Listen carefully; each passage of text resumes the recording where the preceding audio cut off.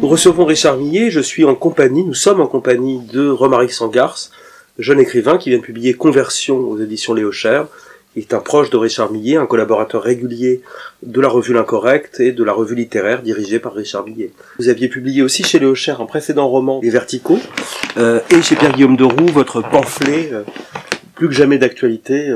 Mais nous allons parler de Richard Millet. Est-ce que vous pourriez nous présenter cet auteur que nous connaissons, mais que certains auditeurs des cinéphiles ne connaissent pas forcément? En quoi Richard Millet est sans doute un des derniers grands écrivains français? C'est un héritier de Proust sur la forme, mais qui s'intéresse à Blanchot et Bataille sur le fond, qui déploie comme ça une langue extraordinairement fine, sophistiquée, tout en balayant tout le spectre des passions humaines et des dimensions de l'humain, je dirais de l'excrément jusqu'à la grâce. Les gens écrivent de manière de plus en plus rachitique, simpliste, premier degré, évitent finalement tout ce qui est véritablement dangereux, font de la littérature de divertissement. Voilà, Richard Millet, c'est le contraire exact, absolu et symétrique de la littérature de divertissement.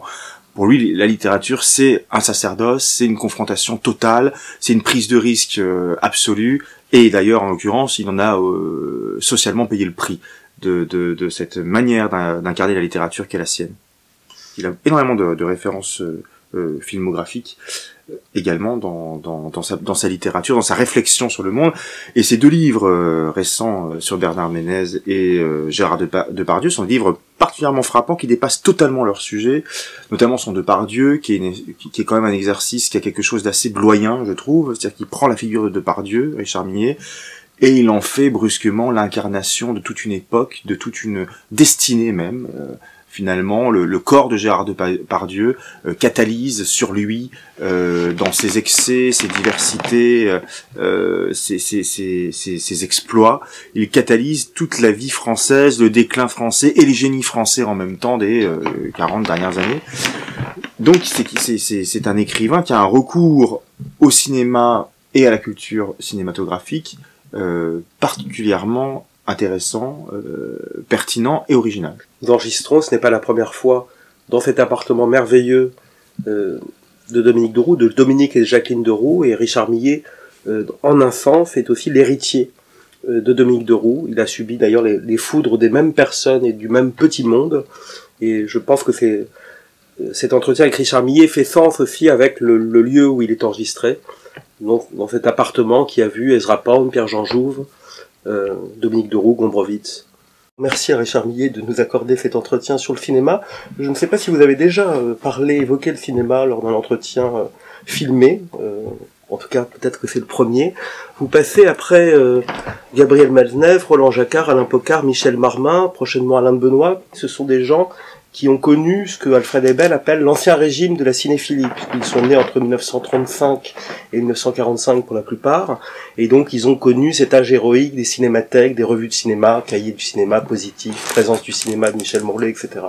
Et vous, Richard Millet, vous êtes né, je crois, en 1953. Exact. 1953, donc vous avez 20 ans en 73, donc vous venez un peu après, vous n'avez peut-être pas connu cet ancien régime de la cinéphilie.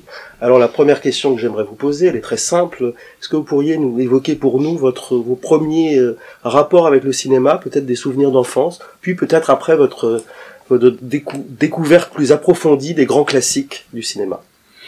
C'est très simple. Comme j'ai grandi au Liban, il y avait très peu de salles et qui projetaient en majorité des films américains. Certains films français, mais surtout des films américains. Donc j'ai vu les grosses productions, mais des productions de guerre. Je crois que mon premier souvenir de cinéma, c'est Le jour le plus long, quand il est sorti. Donc tous ces films, je les voyais bien sûr en anglais ou en américain, et donc ça m'a forgé l'oreille à cette langue avec laquelle j'entretiens des rapports un peu, disons, ambigus. Et des films de guerre, voilà. Vous voyez, j'ai été très tôt attrapé par la guerre. Ensuite, quand je suis revenu dans la France, disons pré-68, j'ai découvert le quartier latin. À l'époque, il y avait beaucoup de cinéma. Et le premier film qu'on m'a emmené voir qui a bousculé mes repères, disons, de narration cinématographique, c'est La Voie lactée de Buñuel. très étrange film. Je pense qu'il est toujours très étrange.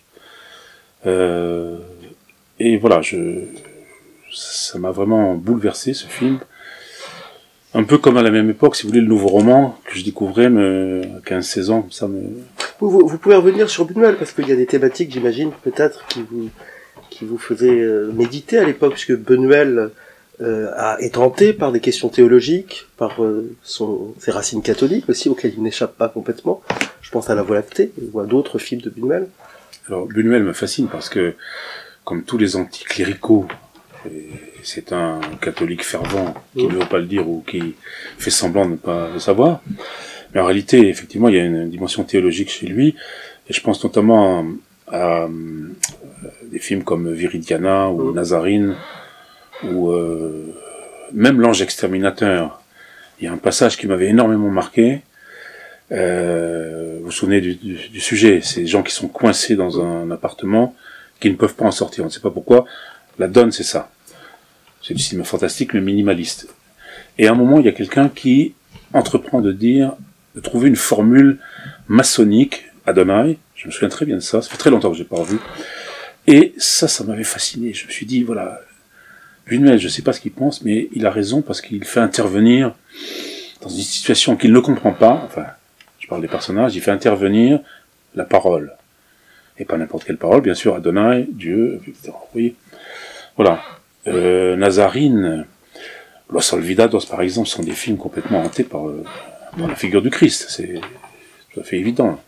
Figure sacrificielle. Ce qui m'a particulièrement marqué, c'est un film de Grémillon, cinéaste assez méconnu, mais extrêmement intéressant, qui s'appelle Patte Blanche. Un film extrêmement étrange, un cinéaste un peu décalé. Sinon, bon, c'était du Vivier, c'était Carnet, c'était enfin tout ça. Sûr. Et des acteurs. Et des acteurs. Et une chose qui m'a beaucoup frappé, c'était Pagnol aussi. Non pas pour le pittoresque, mais parce que je retrouvais dans la façon dont les acteurs de Pagnol s'expriment, notamment les paysans, je retrouvais ceux de Macorez, même si l'accent n'était pas tout à fait le même, vous voyez. Quand vous parlez de ces acteurs, vous parlez aussi de type humain en voie de disparition. Et peut-être que quand vous évoquez Pagnol, vous aimiez aussi reconnaître dans les personnages de Pagnol un type humain que vous aviez connu mais qui allait disparaître avec la grande révolution qui était déjà en train de qui était déjà en train de disparaître. Je suis, comment dirais-je, innocent. C'est bien après que j'ai lu, par exemple, certains textes de Tarkovsky, vous voyez, ou des entretiens avec Fellini.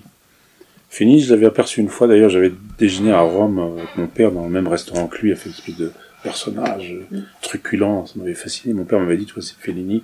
Et j'étais j'avais 17 ou 18 ans, j'étais presque comme si une espèce de figure divine avait consenti à se trouver près de nous. Parce que il y avait les écrivains. Mais les écrivains, j'avais assez vite compris que c'était souvent la tricherie. Les cinéastes, ça me paraissait autre chose, parce que voilà, c'était planétaire.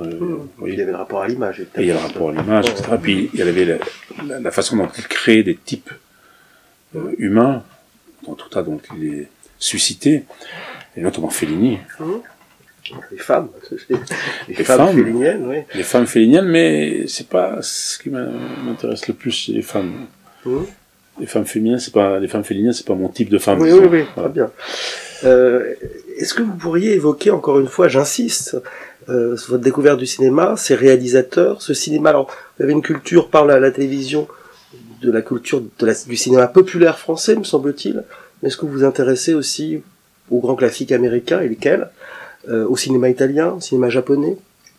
Cinéma italien, oui, bien sûr, très vite, parce que mon père, qui travaillait en Italie à l'époque, était friand, donc il m'a fait regarder Fellini, et celui qui m'a le plus marqué, qui est Antonioni, donc il m'a marqué en tant qu'écrivain, si vous voulez. Beaucoup, c'est-à-dire ce rapport, ou cette absence de rapport, cette incommunicabilité, comme on dit, on l'a peut-être trop dit d'ailleurs à propos de... Et surtout là, le visage de Monica Vitti, c'est quelque chose qui m'a hanté, j'ai revu La Notte par hasard l'autre jour, pour la 10e fois, et ça n'a pas pris une ride, c'est une puissance d'interrogation, et de célébration aussi des visages féminins absolument extraordinaires. Donc il y avait ces classiques là du cinéma italien, Pasolini un peu aussi, vous voyez. Et il y avait l'autre, celui qui m'a le plus marqué probablement, c'est Bergman. À l'époque, la télévision passait beaucoup de Bergman. C'est très étonnant aujourd'hui. Voilà, il y avait beaucoup de Bergman, et en VO.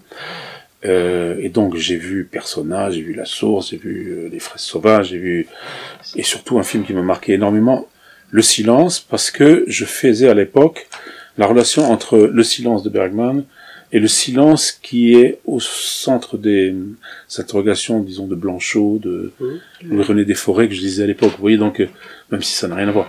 Mais voilà. Il y avait une façon d'interroger le visage, notamment du gros plan. Pour moi qui était, et qui suis probablement encore assez autistique, le surgissement du visage, c'est-à-dire dans le gros plan, chez Bergman notamment, est quelque chose qui m'a complètement bouleversé. Je n'avais au fond jamais vu des visages, surtout de femmes, d'aussi près. Et là, j'ai trouvé que le cinéma avait une puissance, une supériorité par rapport à l'écriture dont je reste encore jaloux. Alors ça, c'est intéressant. Et d'ailleurs, est-ce que vous pensez qu'un certain nombre de cinéastes, vous avez évoqué Bergman évidemment, mais je pense aussi beaucoup à Bresson et à Tarkovsky, apparaissent à l'heure où l'art occidental s'enfonce parfois dans l'art conceptuel ou dans l'abstraction.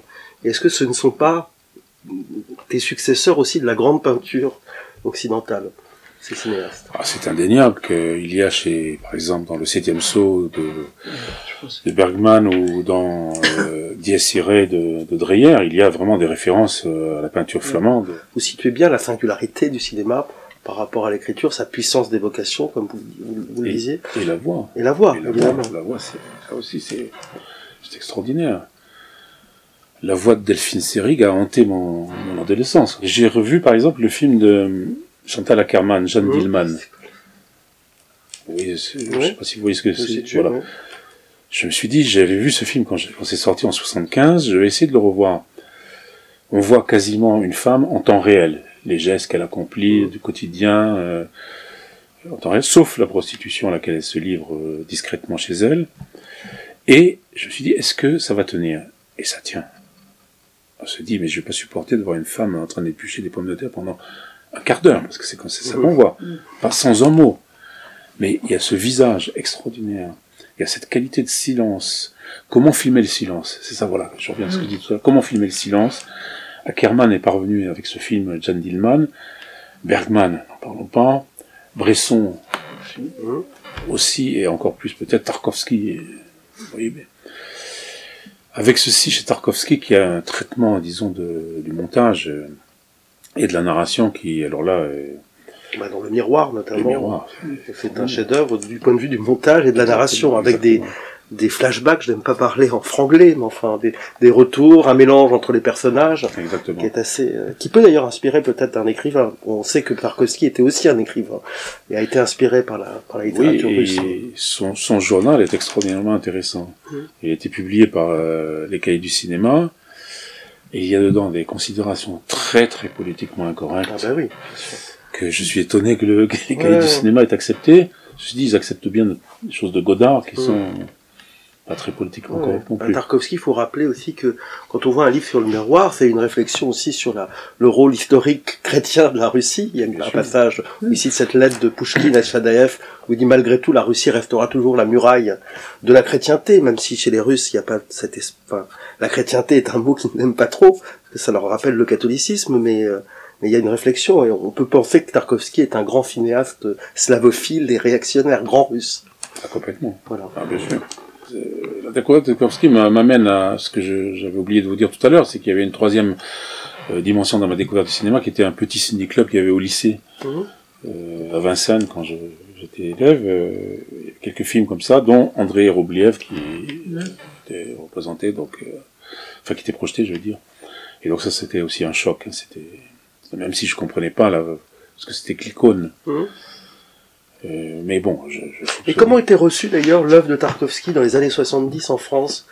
Parce que la France qui était quand même, à l'époque, assez pourrie d'une certaine forme de gauchisme ou de philo-soviétisme. Est-ce que ce cinéma, oui, elle est toujours d'ailleurs. mais ça a commencé, disons, à s'accentuer, évidemment, depuis les années 50.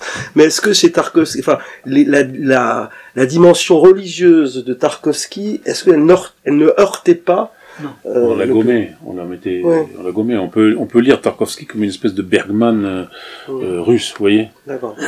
Notamment Le Sacrifice, qui est un film qui était tourné en Suède, comme vous le savez, avec des capitaux suédois, et d'ailleurs joué en suédois, si je me souviens bien. Il me semble. Hein, il me semble. Donc vous voyez, on pouvait faire avaler la pilule de cette façon. C'est très étrange parce que s'agissant, j'avais lu une interview de Godard il y a une dizaine d'années dans je sais plus lequel magazine de propagande littéraire, et il disait mais quand je lis les romans français là qui sortent, c'est nul, c'est nullissime. Et je relis donc je rouvre La Princesse de Clèves ou Stendhal, etc. Tout le monde trouve ça extraordinaire. Quand c'est quelqu'un d'autre qui le dit, c'est très étrange. Il y avait personne. Vous voyez, c'est très étrange. Donc, tout ça pour vous dire que Godard et quelques autres pouvaient être acceptés, y compris dans leurs excès. J'ai dit excès, pas pour nous. Bien sûr. Godard fait d'ailleurs le rapport qu'il a à la littérature, hein, qui est tout à fait intéressant, pour un homme qui ensuite a eu sa vogue maoïste, qui s'est fait passer pour un Mao, parce que je pense que profondément Godard devait un peu rire de tout ça. Il est très ambigu dans son rapport à la politique maoïste. Mais quand on voit les premiers films de Godard, je pense évidemment au Petit Soldat et à Pierrot le Fou, les références c'est Drieux-La Rochelle, Brasillac, Céline, Élifort, donc une culture quand même assez éloignée de l'esprit du temps, si je puis dire. Oui, je pense que Godard sait ce que c'est que la vraie littérature. Il a cet instinct, il a ce goût. Effectivement, dans Pierrot le Fou, quand Belmondo lit des extraits de Niels Band, c'est extraordinaire. Je pense, oui, il sait ce que c'est, quoi. On peut pas le duper complètement. Il n'est pas dupe non plus. J'ai vu le film de Hazanavicius, là, le Redoutable. On voit très bien que tout ça, c'est de l'ironie. Enfin, son maoïsme, c'est... La chinoise est un film très ironique aussi. C'est complètement ironique, bien sûr. Il était amoureux fou de Wielzemski et voilà, il a glissé surtout. Moi, je sais que le cinéma des années 60, et des années 50, mais c'est là où on trouve des figures féminines qui m'ont marqué à l'adolescence. Même l'Anna Karina du Pierrot le Fou, elle est quand même absolument sublime. Non? Et dans Bande à part, là, quand elle danse, là. La danse, avec ses jupes. Extraordinaire, avec cette ses jupes écosaises. Oui, c'est extraordinaire. Avec Pierre Brasseur et Samy Frey. C'est étonnant. Ah oui, c'est un très beau film de Godard. Ouais, c'est bien. Ça se passe en banlieue. Ouais. Et oui, d'ailleurs, on voit une banlieue qui n'existe plus non plus. Ouais. D'ailleurs, c'est marrant parce que Godard, qui est un personnage très ambigu, quand on regarde ses premiers films des années 60, mais c'est des films très réactionnaires. D'une droite, voire presque d'une extrême droite. C'est des références à toute cette littérature, et puis lui-même, et Pierrot le Fou, c'est pas un film progressiste. Comme vous avez justement traité Ménez et Depardieu, est-ce que vous avez d'autres acteurs que vous aimeriez, dont vous aimeriez comme ça vous inspirer, dont vous vampirisez le sacrifice, j'ai envie de dire, de certaine manière? Et Delon, par exemple, est-ce qu'il vous évoque quelque chose? C'est une figure tutélaire presque aussi importante que celle de Depardieu. Pour moi, oui, c'est parce que ça fait partie des figures de l'iconostase de mon enfance. Delon.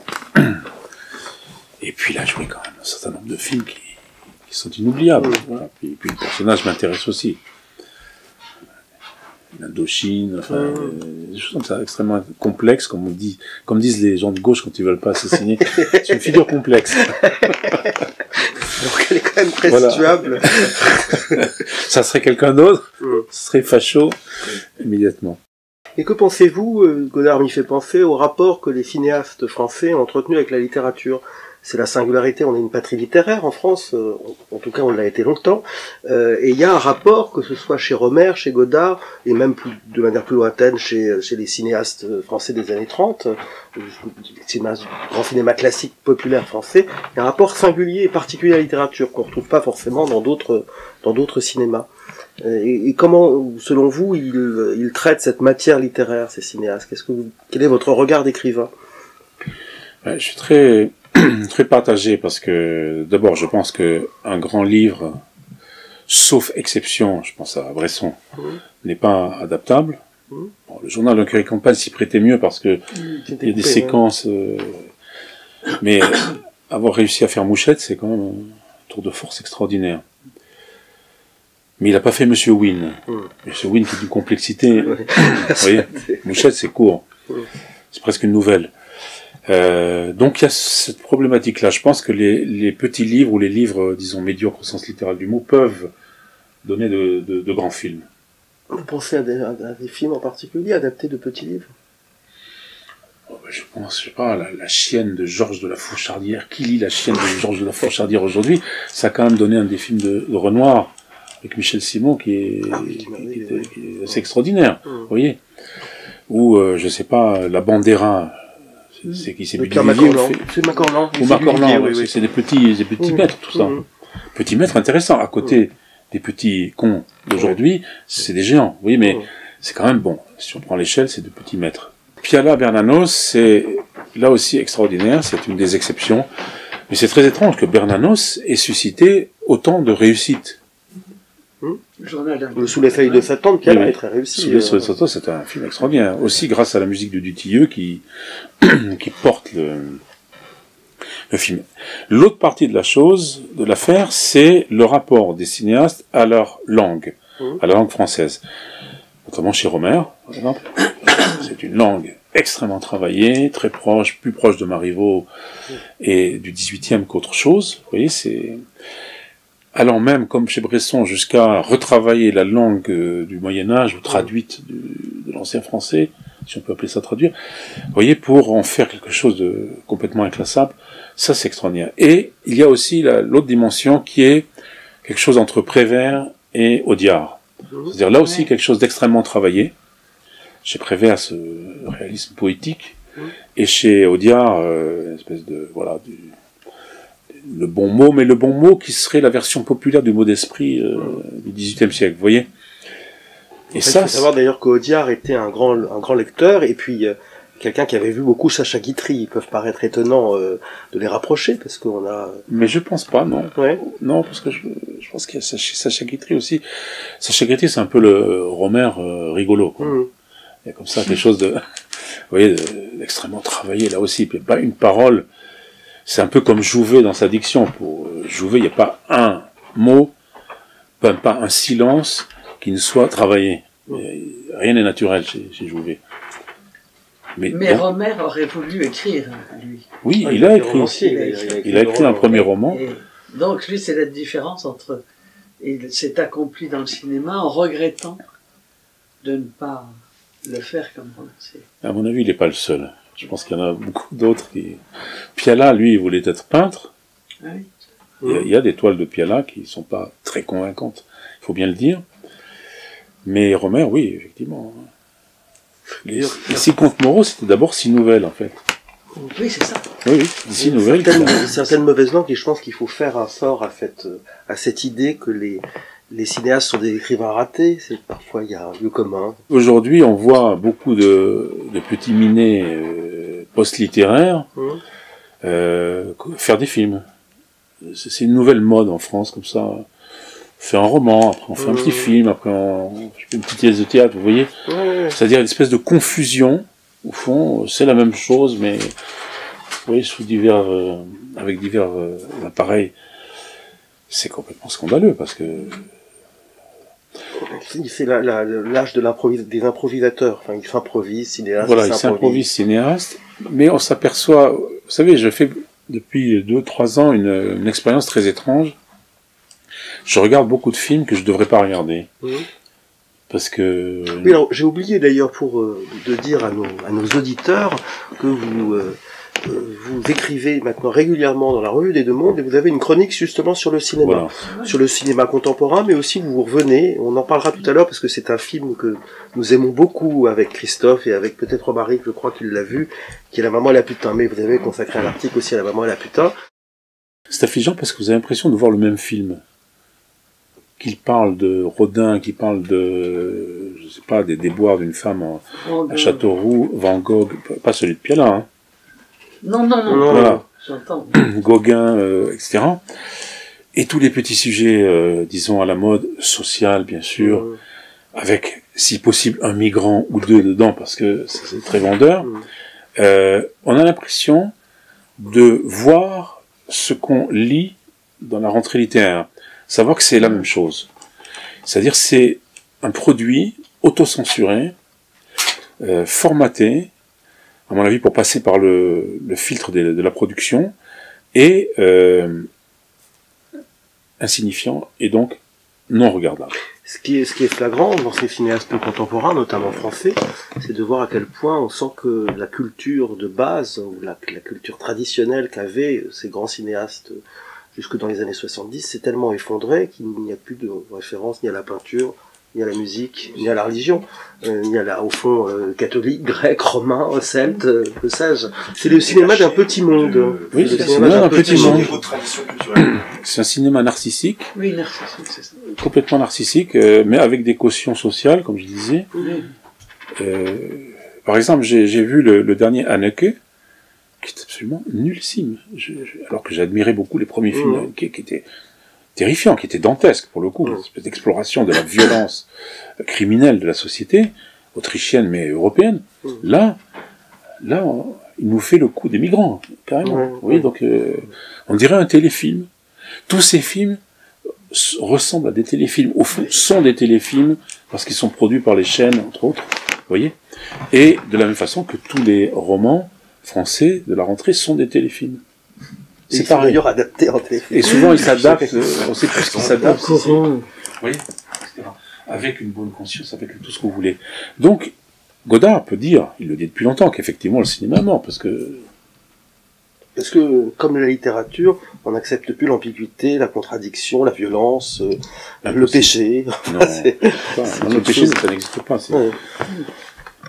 Il y a des tolérances, mais le sens du péché, du rachat, tout ça, c'est vieux. Au fond, ce que vous dites sur le cinéma contemporain, c'est ce que vous dites aussi sur la littérature contemporaine. Oui, vous avez exactement le même diagnostic, la même analyse. C'est la même chose. Et souvent, prenez par exemple, j'ai regardé 3 films récemment dans lesquels on essaie de représenter des écrivains. 2 films français dont j'ai déjà, pardonnez-moi, oublié le titre, longtemps qu'il se passe à la Villa Médicis. Mais quand on voit Clotilde Helm en train de taper sur un ordinateur la Villa Médicis, on n'y croit pas une seconde. Enfin, je veux dire, c'est pas ça un écrivain. Vous voyez? En revanche, j'ai vu Retour à Montauk de Schlendorf. Là, vous voyez la différence. Là, d'un seul coup, on ne cherche pas à montrer l'écrivain en train de travailler. On le montre dans toute autre chose, mais avec la suggestion de ce que la vie et l'égoïsme d'un écrivain, par exemple, peut susciter chez un couple, dans un couple, vous voyez. Et là, on entend des choses extrêmement complexes, extrêmement intéressantes. Mais il faut que ce soit un Allemand qui... Oui, c'est pas du tout la même chose que les petits minets français. Mais comme j'attends qu'un grand roman français arrive, j'attends aussi qu'un grand film français arrive. Il y a eu quand même quelques cinéastes ou quelques films qu'on trouvait grâce à vos yeux, me semble-t-il. Je pense à Suite armoricaine, où il y a des choses intéressantes. Vous n'avez pas évoqué ces films dans une chronique de la revue des Deux Mondes. Oui, non, mais tout n'est pas... J'exagère... je n'exagère pas. Je pense que je cherche les exceptions. Ou à l'intérieur de certains films qui sont moyens, je cherche... Oui, Suite armoricaine, pas un film inintéressant. D'abord, pourquoi? Parce que d'abord, ça se passe à Rennes, en province. Donc la province reste encore un peu un endroit où il peut y avoir des choses autres que les migrants et les narcissiques. Et vous voyez ce que je veux dire? Là, il y a un questionnement peut-être différent. Un peu identitaire d'ailleurs. Alors, j'aime le terme identitaire maintenant. Faites attention à ce que vous dites. Voilà. ça fait penser au blog du même nom. Alors le thème, c'est une réflexion sur l'identité, sur de quoi nous sommes les héritiers. Tout à fait. Une réflexion sur l'héritage. Bien sûr. Sur la langue. Bien sûr. Non, mais vous avez des films français qui essaient de s'interroger sur autre chose que le nombril du narrateur relais du cinéaste, mais c'est rare. Je sais pas, je pensais au premier film de Xavier Beauvois, ou le deuxième, N'oublie pas que tu vas mourir, qui est un film très très étonnant, un type comme ça qui va trouver la mort dans la guerre de Yougoslavie, à travers un périple personnel, érotico-maladif. Mais ça, c'est très étrange, ce film. Très très étrange. C'est presque le sujet de mon premier roman. Ça m'avait paru très bizarre. Vous avez aussi Cavalier, dont on n'a pas parlé. Cavalier, personnage très très intéressant, qui a rompu avec le système complètement, un peu comme Godard, qui fait plus que De la vidéo. voilà, de la vidéo, etc. Après avoir fait ce film, lui qui n'est pas croyant, hein, Thérèse, qui est un film qui m'a énormément marqué quand il est sorti, il y a comme ça quelques exceptions. Mais on attend que, on se demande si le système peut autoriser un cinéaste à être lui-même jusqu'au bout, oui, à faire une œuvre. Là, on a affaire à des films, on n'a pas affaire à des œuvres. Or, la notion d'œuvre est de plus en plus suspecte parce que on a l'impression que s'y attache une espèce de dimension non seulement identitaire, bien sûr, mais aussi métaphysique, vous voyez, liée à la verticalité, des choses comme ça tout à fait répréhensibles, n'est-ce pas? Alors qu'on est plutôt dans le collectivisme narcissique, et voilà, au fond, on est tous des copains, vous pouvez tous faire des romans, allez-y, vous pouvez tous faire des films, prenez, voilà, un canon, là, et allons-y, on va faire un film sur YouTube, enfin, tout est possible. Une espèce de prophétie épouvantable de Lautréamont, la poésie sera faite par tous. Ben non, elle sera lue par tous. Espérons, mais faite par tous, non, ça ne m'intéresse pas.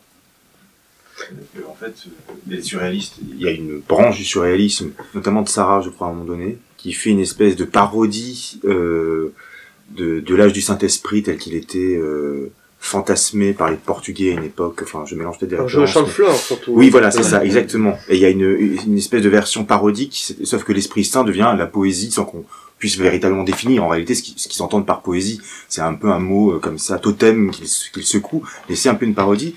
Et c'est vrai, finalement, ce que vous êtes en train de dire, est-ce que ça serait pas réalisé, mais de manière quasiment satanique, en fait, cette poésie faite par tous, qui est en fait justement l'annihilation de la poésie en tant que telle, à partir du moment où le culturel devient, ce que vous dites, est accessible à tous, collectiviste, narcissique, enfin c'est justement ça, d'une certaine manière. Ça correspondrait aux ateliers d'écriture. Exactement. Oui. Ça fait alors, penser.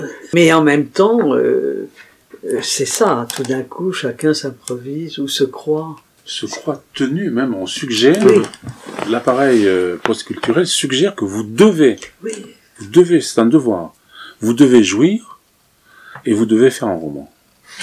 Et un film, maintenant, parce que c'est possible matériellement. C'est affreux, c'est un cauchemar, nous sommes d'accord. Avec la dimension, disons, éducatrice, intérieure de l'art, complètement évacuée. La dimension sacrificielle aussi, évidemment, Et est évacuée. Oui, bien sûr. On est loin de... Mais alors c'est mieux, parce que je remarque que parler de la Chant de fleurs, ça me fait penser évidemment à Buñuel, puisque toutes les hérésies des siècles passés se réalisent dans la modernité, en quelque sorte. Mais on va pas faire un débat. Si, on peut parler de théologie aussi et d'hérésie. Parce que je sais que c'est des sujets qui vous intéressent aussi, vous passionnent. Qu'est-ce que vous pensez de la lecture? Alors on est loin du cinéma, bien que le cinéma est évoqué à quelque chose aussi de parfois hérétique ou satanique dans sa volonté de toute puissance. Essayer d'arraisonner le monde et de le livrer. Qu'est-ce que vous en pensez? J'essaie de penser le contraire. Est-ce qu'il y a un cinéma, par exemple, chrétien? Est-ce qu'on peut parler de ça? Je pense que le cinéma ne peut pas se mettre dans cette case, même si pour moi c'est pas une case. Disons, je cherche plutôt la vérité du cinéma, qui est une vérité d'art, et pas une vérité théologique. Je préfère envisager les choses comme ça. Mais à partir de ce moment-là, effectivement, tout est possible. Et travailler sur l'hérésie au sens où Pasolini il parle d'écrit hérétique, oui, alors là, ça m'intéresse beaucoup. Parce qu'au fond, ce que nous suggère le cinéma, l'existence du cinéma, c'est qu'on peut montrer. Si on peut montrer, c'est un peu comme on peut dire en littérature. Or, vous savez qu'aujourd'hui, montrer et dire sont des choses extrêmement suspectes aux yeux de ceux qui recomposent le réel, n'est-ce pas? Oui, il y a une forme, on vit des temps iconoclastes. On vit des temps iconoclastes ou on vit des temps inquisitoriaux, de toute façon, et on vit des temps de mise sous le boisseau, de reconstruction du réel. L'ambiguïté du cinéma fait que c'est un instrument de propagande prodigieux. Oui, c'est ça. Prodigieux. Et je parle pas seulement du réalisme soviétique, des choses comme ça. Je parle de l'ambiguïté au fond de l'image qui passe du cinéma à la télévision et vice versa, et on ne sait plus très bien si c'est du cinéma, de la pub ou de, vous voyez, cette espèce de magma comme ça, qui vaut aussi pour la littérature, qui vaut aussi pour l'écrit, n'est-ce pas? Tout ceci est extrêmement ambigu et demande un effort constant de réinversion, un effort constant d'explication. Par exemple, il y a 30 ans, j'avais dîné avec un Américain, enfin avec des Français, et j'avais posé la question à l'Américain, je lui ai dit, quel est votre cinéaste préféré? Il comprenait pas. Ouais. Le mot cinéaste, le concept d'auteur d'une œuvre au cinéma, n'entrait pas. Il me dit, movie maker. Mais il n'y avait pas l'idée d'une responsabilité d'une œuvre. Quand on a commencé à créer le McMahon, le McMahonien, le cinéma le McMahon, l'école McMahonienne de Michel Mourlet, on commençait à parler à certains de nos amis américains de l'œuvre de Walsh ou de l'œuvre de John Ford, mais pour eux il y avait des films. Il y avait Walsh et Ford étaient des artisans, et Dieu sait si nous aimons l'artisanat, mais n'étaient pas des créateurs. Exactement. Alors c'est pas étonnant que ce soit en France qu'on a réfléchi aussi au cinéma en termes d'œuvres, politique des auteurs, comme on dit, mais ça, c'est assez intéressant. Et il a fallu que la France leur envoie, par exemple, l'image d'un Woody Allen ou d'un John Cassavetes pour qu'ils comprennent que c'était des auteurs. Oui. Et non pas des tâcherons, des artisans. Alors, le film noir est l'autre partie que je consomme grâce à YouTube maintenant à des doses colossales et directement en anglais parce qu'il n'y a souvent pas de traduction. Et je pensais souvent je pense toujours maintenant, que c'est pour un écrivain, pour un romancier en tout cas, une école narrative extraordinaire. Surtout les films noirs de série B. Là, c'est dégraissé. Vous pensez à des cinéastes en particulier, des séries B des années 50, 60, voilà, 40, 50. Ouais. 40-50. Films de Ulmer, peut-être, des choses comme ça. Oui, alors dedans, je sais qu'il y a des grands, mais ma culture n'est pas assez grande, il faudrait que j'en consomme trop. Il faudrait que femme à abattre de Walsh, par exemple, qui est un film. Ça, c'est un grand film. Un film noir, mais. Les Forbans de la nuit, enfin, oui, Forbans de la nuit. Mais ça, c'est pas des séries B, ça, c'est Jules Dassin. Alors, Jules Dassin, qui, lui, a importé ce propre film noir du Rififi. Alors, c'est à Paris, je crois. Oui. Le Rififi à Paris, qui est un chef-d'œuvre absolu. Ah, oui. Et c'est un dégraissé, là aussi, c'est... Comme tous les films de Jules Dassin, moi j'en profite parce que c'est un cinéaste que j'aime particulièrement, notamment pour La Cité sans voile ou Les bas-fonds de Frisco, qui sont de grands films, avec en plus un traitement de l'image presque expressionniste parfois, parce que c'était quelqu'un qui avait vu aussi le cinéma expressionniste allemand. Bon, ça c'est une petite incise pour rendre hommage à Jules Dassin. Et dans le film noir, j'imagine que aussi les thématiques du rachat, du péché vous importent. Ah, constamment. Un peu comme dans les westerns d'ailleurs, mais ils sont parallèles d'ailleurs. Avec dans les westerns, qui sont maintenant, pour des gens qui n'ont pas une culture cinématographique, du cinéma d'action, un peu bête et méchant, alors que le western est profondément un genre qui permet aussi la contemplation. Il y a de grands westerns où, pendant presque une demi-heure, on voit simplement deux hommes cavalant dans un désert et méditant sur la vengeance.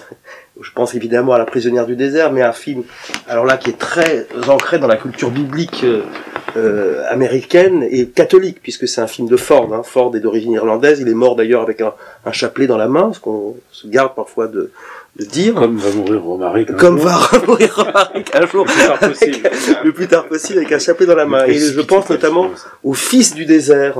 Je sais pas si vous avez vu ce film.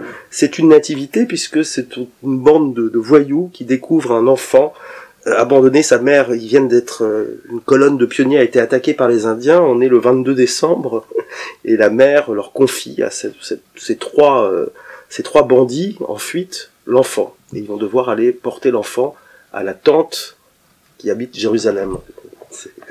Et c'est un film magnifique parce qu'en même temps, la responsabilité, ce bébé qui apparaît dans ce groupe de voyous va les convertir et va les transformer en hommes bons.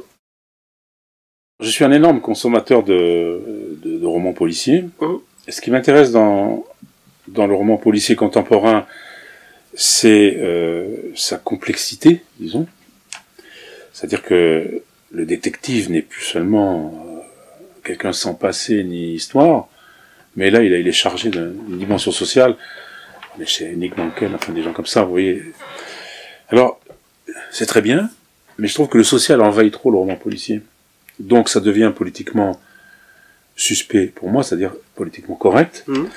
Alors que si vous lisez les polars, la série noire, disons des années 40-50, là vous avez là aussi une efficacité. D'ailleurs, souvent, ils sont adaptés de, oui, les films noirs Sont adaptés des sont grands. adaptés et inversement. Enfin bon. Moi, ce qui me fascine, c'est l'économie de moyens. Si vous prenez un film comme Les Tueurs, il y a eu plusieurs versions, notamment une avec Reagan et qui est d'ailleurs pas inintéressant comme acteur. Si vous regardez l'économie de moyens, je suis fasciné par, disons, ce que peut l'image par rapport au langage. Il y a une économie de langage aussi, qui me fascine beaucoup parce que, comment dirais-je, moi qui suis quelqu'un de hanté par la longueur des phrases, disons par une dimension proustienne ou faulknerienne, là, j'ai affaire à quelque chose qui me parle tout autant que Proust, ou les grands cinéastes, la Visconti, vous voyez, les grands déploiements de narratifs, mais avec une économie telle que je me dis, pourquoi tu es fasciné par ça, et donc pourquoi tu n'écris pas comme ça? Pourquoi tu n'abandonnes pas Faulkner pour Hemingway? J'ai pas de réponse, et je préfère laisser cette espèce de fascination comme ça, mais que je nourris régulièrement parce que dans l'économie narrative, et ça c'est plus une question de langue, dans l'économie narrative il y a quelque chose qui est irremplaçable. C'est du dégraissé. Mais qu'on a aussi dans la littérature, il y a de grands économes. Je pense à quelqu'un comme Simenon, est un écrivain quand même important. Pour lequel j'ai une immense admiration, bien sûr. Mais le film noir nous précipite, je veux dire, le film noir américain, disons, classique, nous précipite immédiatement au cœur du drame, vous voyez. Et se précipiter, moi, me bouleverse. Il y a quelque chose qui ne s'embarrasse pas de rhétorique, et ça, je pense que c'est complètement américain.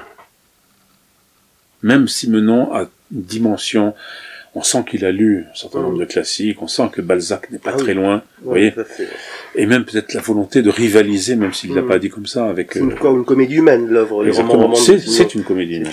C'est une comédie humaine, et c'est irremplaçable. Et c'est parce que c'est irremplaçable que Simenon est à lire et à relire, vous voyez.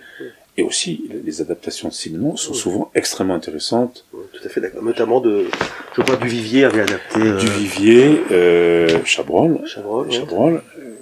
entre autres. Mais, ce qui m'intéresse, c'est ce qui n'a pas de référence européenne. Faulkner était hanté par Balzac et par Conrad, il réalisait ça régulièrement, et il était hanté aussi par sa rivalité avec Hemingway. Mais Hemingway, lui aussi, qui savait très bien d'où il venait, a choisi autre chose, a choisi ce côté direct, peut-être plus journalistique, parce qu'il a aussi travaillé pour les journaux. Et là, on est au cœur d'une problématique qui me dérange, parce que, vous savez quelle haine je vois à la presse, surtout aujourd'hui, et à la contamination, disons, de l'écriture littéraire par la propagande journalistique, donc, et publicitaire. Mais en gros, tout ça, c'est la même chose. Aussi, il y a une confusion. Or, le film noir fait voler tout ça en éclats, fait voler les repères, disons, européocentristes en éclats.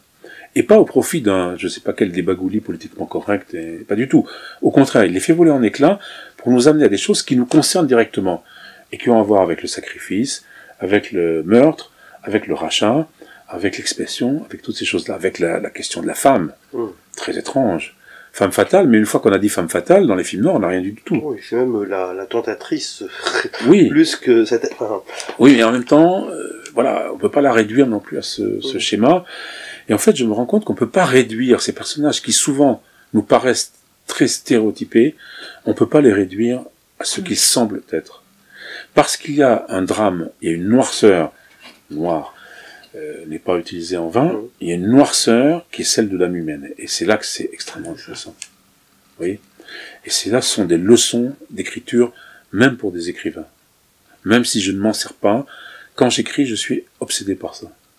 Je me dis, j'aimerais faire un truc comme les Forbans de la nuit, en fait.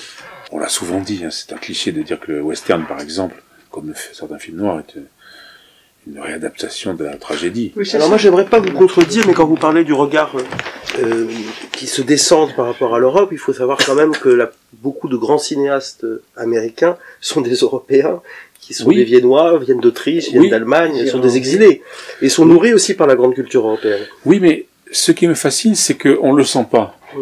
Pas toujours, en tout cas. Quand on le sent, ça m'intéresse moins, c'est autre chose. Enfin, ça m'intéresse moins. Disons, c'est autre chose. Là, on entend des... Mais prenez par exemple La soif du mal de Wells, cinéaste ô combien intéressant. Et je ne vois pas où est l'Europe là-dedans. Oui, en plus c'est très lié aux affaires mexicaines. Exactement. Ce monde... Cette ouverture célébrissime avec les papiers, etc., qui volent. Et pourtant, il a tourné 3 adaptations, si je me souviens, de Shakespeare. Oui, et pourtant. Et il a fini ses derniers films, c'est en France qu'il a tourné. Enfin, oui, c'est son dernier film qui est... Je ne me rappelle plus du titre. Pas sur dans les les années 70, quoi, sur les faussaires. C'est ça, sur les faussaires. Vous voyez, donc, c'est très étrange d'ailleurs que ce type génial, qui avait commencé par Citizen Kane, vient finir sa carrière en France, parler de faussaires. Quelque chose comme s'il avait compris qu'il y a quelque chose qui était en train de se mettre en place, vous voyez, au niveau mondial. Mais ce qui m'intéresse plus, par rapport à ce que vous dites avec raison, sur ces cinéastes hollywoodiens qui venaient d'Europe, pour beaucoup, ce qui m'intéresse plus que, c'est l'auteur de série B, dont on garde, hélas, pas toujours le nom en mémoire, vous voyez, et là, le type qui fait son job, comme on dirait, tac, tac, tac. Plus l'œuvre est authentique, même à l'intérieur d'un cadre extrêmement réduit du tâcheron qui fait son job à Hollywood, même là-dedans, il y a quelque chose à dire sur aujourd'hui. Et c'est là que vous voyez que ça résiste. Et si ça résiste, c'est de l'art, et pas de l'industrie. Contrairement à ce qui se fait pour beaucoup aujourd'hui. Film noir, il y a quand même aussi une tradition française du film noir. Est-ce que vous avez quelques cinéastes comme ça qui vous ont marqué, je pense à Jean-Pierre Melville, alors qu'il y a beaucoup de sous influence américaine d'ailleurs, puisque il y a quelque chose de très français aussi chez Melville, me semble-t-il. Melville, j'ai la plus grande admiration pour lui, sauf pour l'aîné des fers chauds qui est raté, malheureusement. Mais tous ses autres films sont extraordinaires. Et notamment d'ailleurs, puisqu'on parle sur la question sacrificielle, j'ai revu récemment L'Armée des Ombres. Oui. C'est un film sur la résistance aujourd'hui qu'on ne pourrait plus faire, parce qu'on voit que la résistance, ce ne sont pas des humanistes légers qui défilent avec un brassard FFI, mais des gens qui s'engagent de manière avec des vertus presque romaines, de sacrifice, de dureté. Ce sont des héros, tu parlais de la tragédie grecque, ce sont des héros de Plutarque, quasiment. Pour le moderne, c'est des fachos. Et pour le moderne, il y a quelque chose, et en plus, avec une vision de la résistance, on voit un communiste, mais aussi un royaliste, un homme de droite, un ancien des Croix de Feu, un socialiste, et c'est tout à fait étonnant de le revoir aujourd'hui, un film comme ça sur la résistance. D'abord, je pense qu'on aurait fait jouer le rôle de Lino Ventura peut-être par un migrant, ou quelqu'un comme ça, mais c'est un film qui n'est plus possible.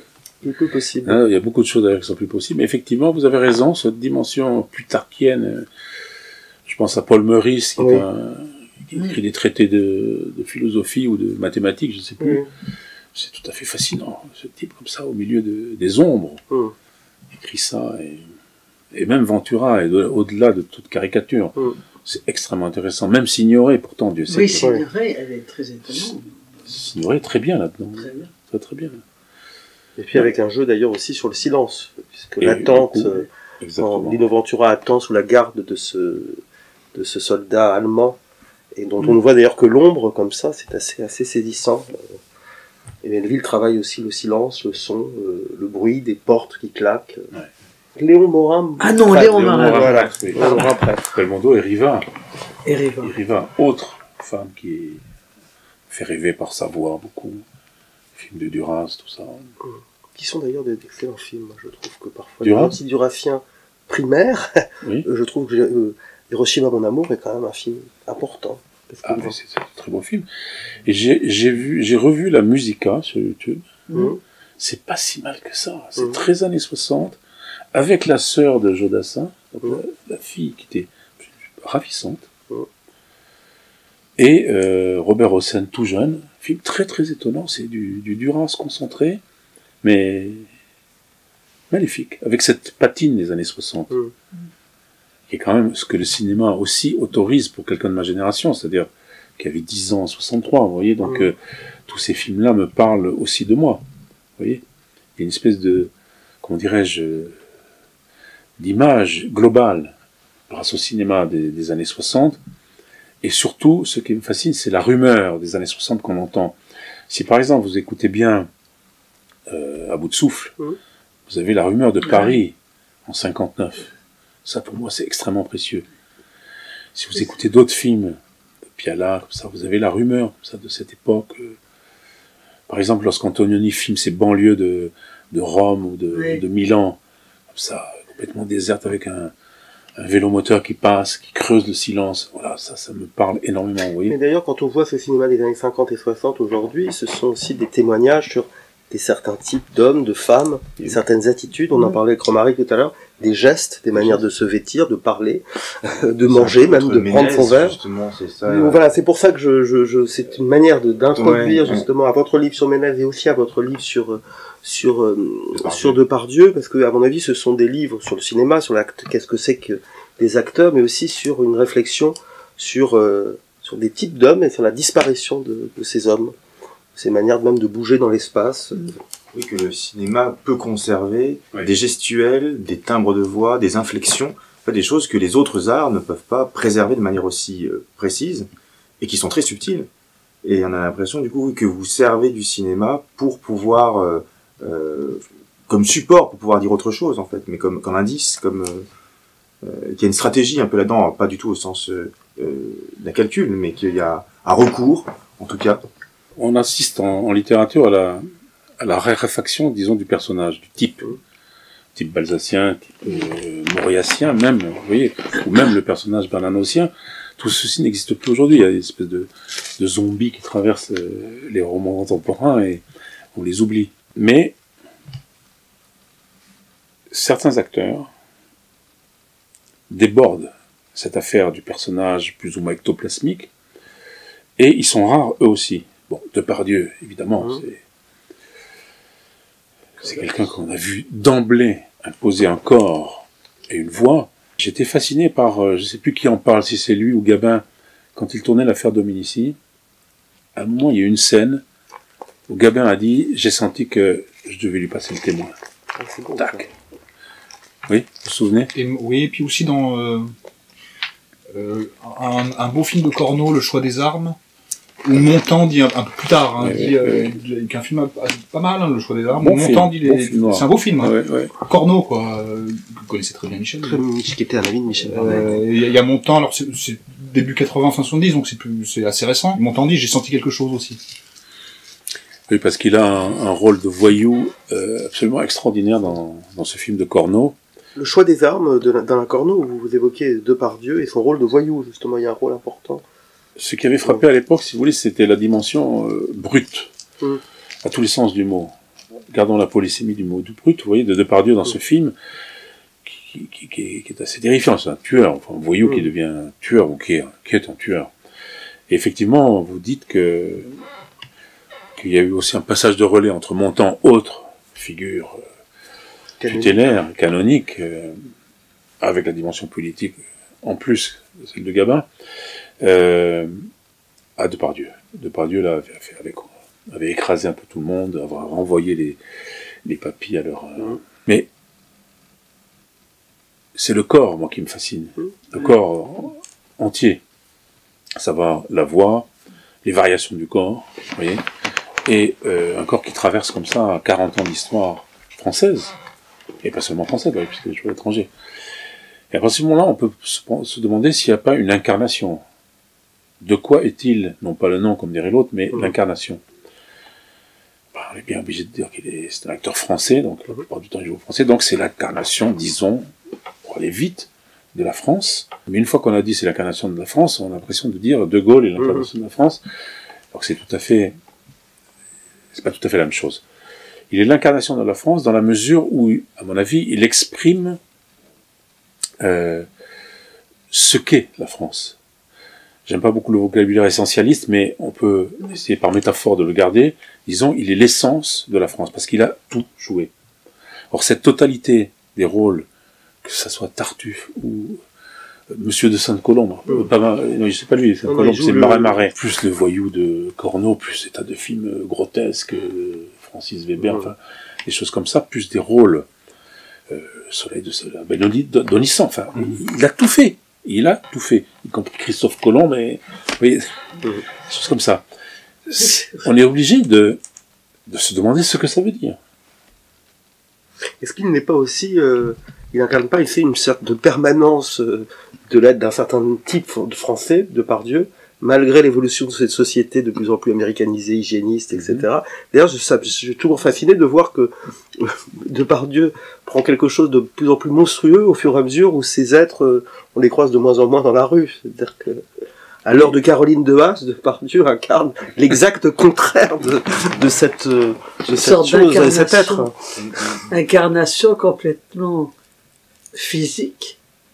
C'est un paysage aussi. Hein. Oui, un paysage. Quand on entend Depardieu, effectivement, la seule voix de Depardieu, déploie un paysage, effectivement. Est-ce qu'il a d'ailleurs réagi à votre livre? On ne sait pas. D'accord. On soupçonne, Pierre Guillaume soupçonne que l'entourage... Oui. Fais attention. Voilà, fais attention à ces gens. Eustache. Eustache, oui, alors Eustache, parce que là c'est aussi une réflexion sur... c'est un film important, La Maman et la Putain, qui arrive en 73, 5 ans, je crois. C'est 73, hein, voilà. 73, donc c'est 5 ans après 68. Moi je trouve que c'est un film charnière, puisqu'il annonce beaucoup notre époque. La critique aussi assez radicale, voire notamment le monologue merveilleux de Jean-Pierre Léaud, enfin d'Alexandre sur l'avortement, ou sur 68. Aujourd'hui, on ne parlerait plus de l'avortement comme ça dans un film. Ni de 68. Ni de 68, d'ailleurs. Alors je sais que vous avez écrit sur La Maman et la Putain. Vous le voyez à sa sortie, ce film? Oui, je vois à sa sortie. Alors, quand on le voyait à la sortie, c'était très étrange parce que on n'avait pas l'habitude de ce cinéma-là. Un cinéma comme ça, avec justement le bruit de Paris, les bandes son étaient beaucoup plus travaillées. Et en même temps, moi j'avais 20 ans, et Léo et ses copains, c'était nous, quoi. Vous voyez, même s'il y a un léger décalage de quelques années ce léger décalage fait que ma génération, enfin 53, n'a pas connu mai 68, on avait 15 ans. Donc pour nous c'était autre chose. On a vu vaguement qu'il se passait quelque chose, mais peut-être qu'il se passait pas non plus grand-chose. Parce que ces 5 années de différence faisaient qu'on n'avait pas tout à fait le même regard, on n'était pas tombé dans la géographie. Donc ce film, comme ceux d'Antonioni d'ailleurs, dont il a souvent la longueur, l'ampleur, ou ceux de Cassavetes, montrent un couple. Or le couple, quand j'avais 20 ans, c'était quelque chose de réservé aux parents, vous voyez. Or là, il nous montrait des histoires que on pouvait vivre par bribes, et parce qu'il y a le personnage de Lafont qui cristallisait beaucoup à l'époque le fantasme. On savait, parce que ça, ces choses-là se savaient, parce que n'oubliez pas qu'à l'époque, une éducation érotique se faisait sur le tas, sans jeu de mots déplaisant, se faisait sur le tas, et les images porno étaient rarissimes. Donc nous savions que Bernadette Lafont avait des seins splendides, ce que le film nous confirmait, et c'était quelque chose de très très important pour nous, si vous voulez. Dans l'érotisation, la libération sexuelle, ce film disait que ça n'allait pas de soi. Au fond, le sexe n'était pas quelque chose qui allait de soi. À l'époque où le tout sexuel commençait à s'installer de façon ludique. J'emploie des termes épouvantables, mais je suis obligé de me servir du vocabulaire de l'ennemi. Et il y avait ce discours sur mai 68, sur l'avortement, mais ce qui n'était peut-être pas ce qui nous intéressait le plus. À l'époque, je parle quand il est sorti. Ce qui nous intéressait, c'était qu'il représentait une figure d'intellectuel en train de chercher quelque chose sans savoir très bien quoi. C'est exactement ce qu'incarne Léo. Oui. Donc une génération probablement sacrifiée, en train de la sacrifier, si elle n'aboutissait pas à quelque chose. Et puis une génération qui voit aussi son monde se défaire. Quelque chose de très mélancolique. Bien sûr. C'est aussi un film qui est tenté par la nostalgie d'un ancien monde qui va définitivement disparaître dans les 10 ans qui suivent. Dans les ans qui suivent. Mais or, ce que vous voyez, cette vie de café qui n'existe presque plus aujourd'hui, peut-être pas de café, de bistrot, tout à fait différent. Vous voyez, cette vie de bistrot, ça je l'ai connu. C'est pour ça que ce film me parle énormément. C'est un film qui est presque tout le temps en extérieur, et même le café peut être une forme d'extériorité, si vous voulez. Et en appartement, il y a quand même des huis clos. Oui, alors, mais les appartements, vous avez vu comme ils sont petits, assez minables, c'est expliqué là-dessus, Eustache, à savoir qu'ils avaient très peu de moyens pour réaliser ce film, donc c'est l'appartement d'un copain ou la chambre d'une copine, etc. Ça m'a beaucoup frappé, cette dimension comme ça de monde qui... Pour passer non pas à un nouveau monde, mais pour passer à quelque chose qui est encore plus mort aujourd'hui. Vous voyez? Et il me semble que Eustache avait senti ça. Rohmer, lui, savait ça. En bon catholique qu'il était, bon croyant qu'il était, il savait ça, mais il le citait sur un plan, Bresson aussi, il situait ça sur des plans beaucoup plus spirituels, si vous voulez, immédiatement. Peut-être que Rohmer voulait le cacher aussi, se le cacher, je ne sais pas. Se réfugier aussi dans un... Voilà, se réfugier dans un état de langue, au fond, un peu idéal, hérité du 18e. Alors que Piala, lui, comme Eustache, donne des grands coups de couteau dans tout ça. Mais l'autre réussite de La maman et la putain, c'est la question de la maman. Où est la maman là-dedans? Ces personnages n'ont pas de parents, c'est déjà fini, c'est rayé, vous voyez. Et ils n'ont pas non plus d'enfants. Même si l'éducation... Vous voyez, donc, c'est fascinant ça. Pendant 3h30, on voit vivre, s'agiter, parler des gens à n'en plus finir, qui n'ont pas de passé, et qui probablement, suggère-t-il, n'ont pas d'avenir. Vous voyez, Eustache avait tout compris. C'est vrai qu'il a compris. Et qui n'ont qu'un passé, leur seul passé, c'est un passé de référence culturelle, radiophonique, musicale. La scène où ils écoutent une merveilleuse chanson, la chanson des Fortifs de Fréhel. Et ils se rattachent à un monde qu'ils n'ont pas connu et qui ne connaissent pas. Mais il n'y a pas de souvenir de l'enfance, de l'adolescence, du père. C'est pas de passé. Sinon, un passé fantasmé. Un passé fantasmé, mais pas le passé immédiat. Pas le... Il parle beaucoup.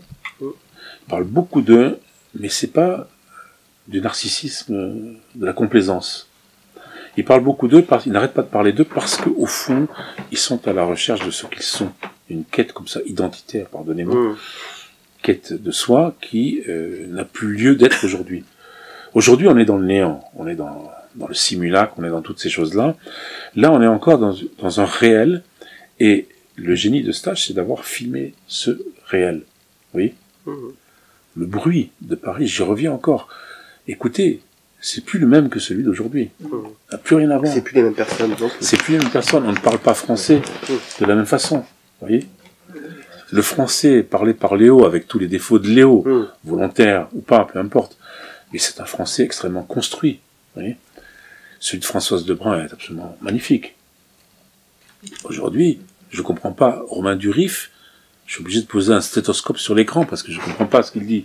J'entends pas ce qu'il dit. Ce français mâché, haché. Vous voyez? Aujourd'hui, il me semble que le cinéma d'aujourd'hui a un refus, est basé sur un refus de faire entendre la langue française qui mérite d'être interrogé. Vous voyez? Il y a un refus.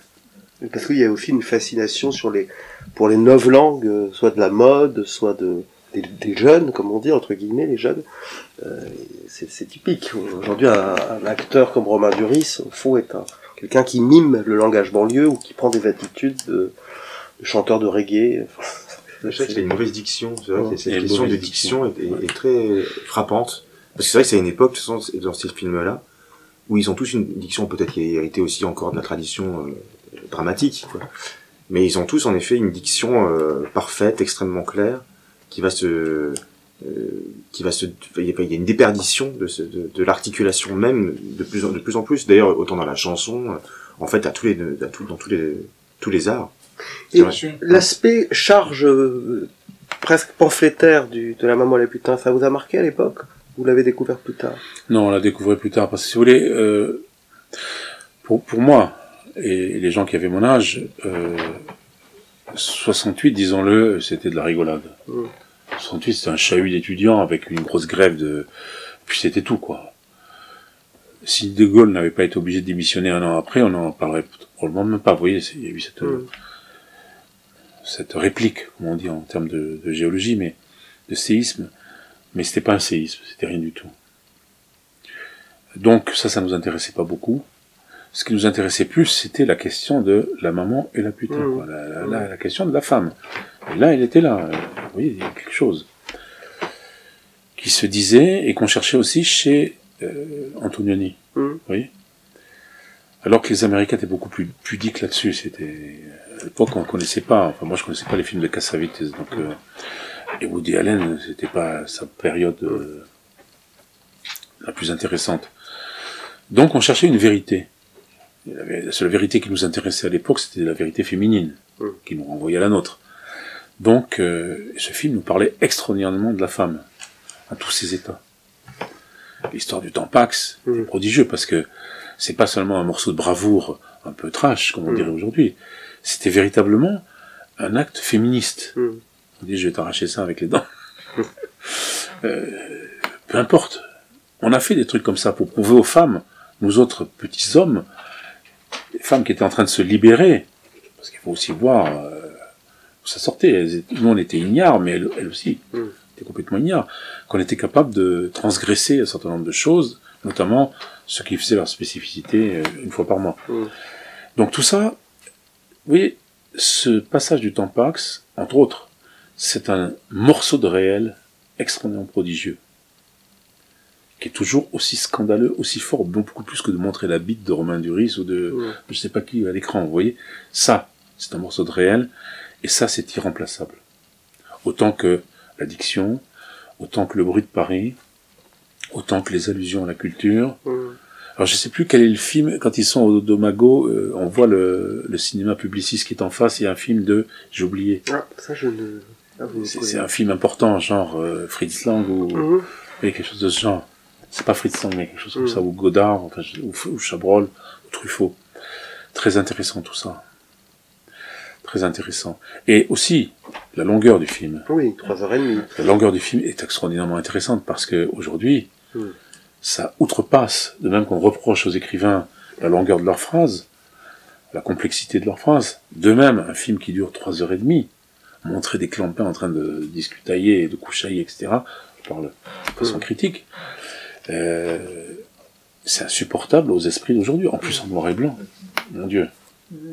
En plus. Et puis aussi des références culturelles qui sont aujourd'hui pour beaucoup de nos contemporains assez incompréhensibles, que ce soit à Bernanos, bien sûr, à la Sarah, ici de Sarah évidemment, à la musique classique. C'est pas aujourd'hui c'est complètement illisible. Enfin, comme on vit aussi dans un monde un peu pas étroit, enfin un peu restreint,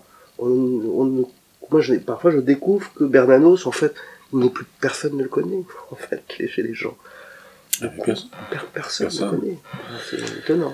Mais pourtant, ma fille m'a dit qu'elle avait un copain qui ne jurait que par la maman et la putain, à 17 ans. Ça, c'est un film qui... Mais ça m'étonne pas. Ouais. Ça m'étonne pas, parce qu'il y a une liberté aussi dans la narration, dans le comportement, dans le corps de ces personnages et de ces acteurs. Une fraîcheur qui est complètement contemporaine. Et ça, c'est exceptionnel d'avoir filmé.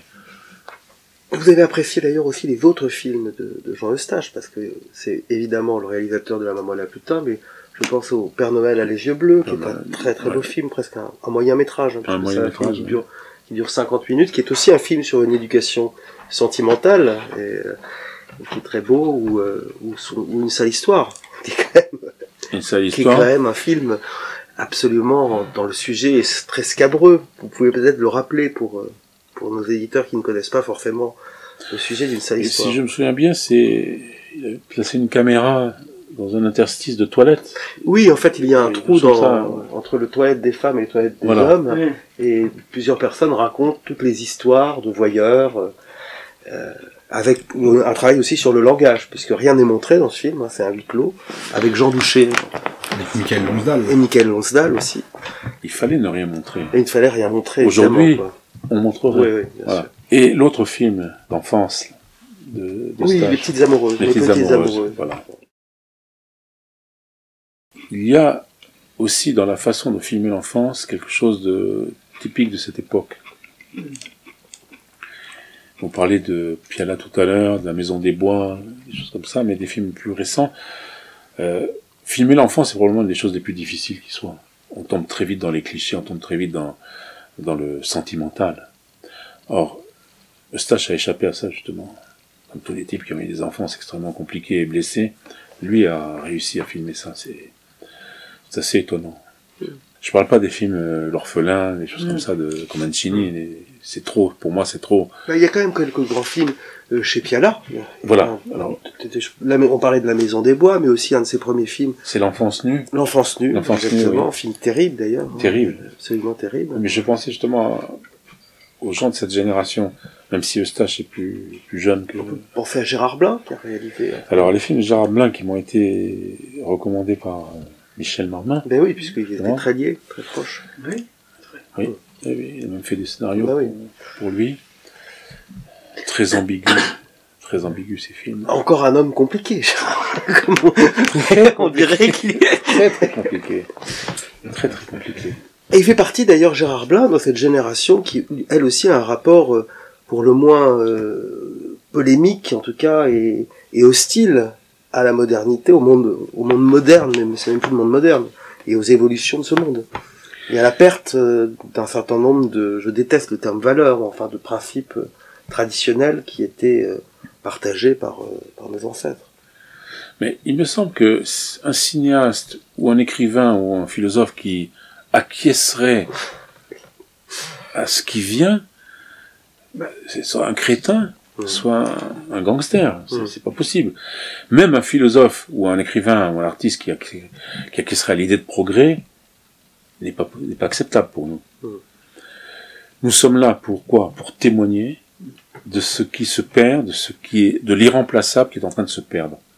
Donc, le cinéma a pu témoigner prodigieusement des années 50-60, cette charnière.